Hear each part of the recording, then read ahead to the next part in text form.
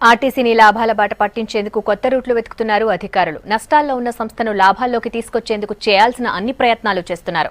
ఇప్పటికే బస్సుల్లో AC, TV facility కల్పించిన అధికారులు ప్రయాణికులను ఆకర్షించేందుకు వరాల జల్లు కురిపించారు. ఆర్టీసీని లాభాల్లోకి తెచ్చేందుకు టెక్నాలజీని వాడుకుంటోంది యాజమాన్యం. ప్రయాణికులను ఆకర్షించేందుకు ఫ్రీ వైఫై ఫెసిలిటీ కల్పించేందుకు చర్యలు తీసుకుంటున్నారు. 2015లో సిటీలోని MGBS, JBS, Patancheru, Kukatpally bus స్టేషన్లో వైఫై సౌకర్యం కల్పించారు అధికారులు. వైఫైతో సంస్థకు కొంత ఆదాయం పెరిగింది. దీంతో జిల్లాల్లోని అన్ని బస్ స్టేషన్లలో ఈ నెలాఖరులోగా వైఫై ఫెసిలిటీ ఏర్పాటు చేస్తున్నారు.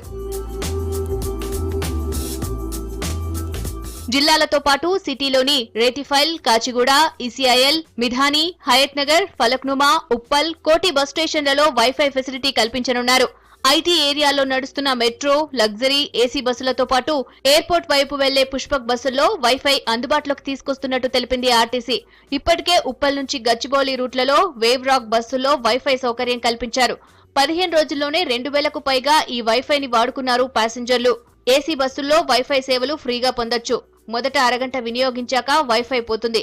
మళ్లీ నిమిషం తర్వాత వైఫై పొందే అవకాశం ఉంది.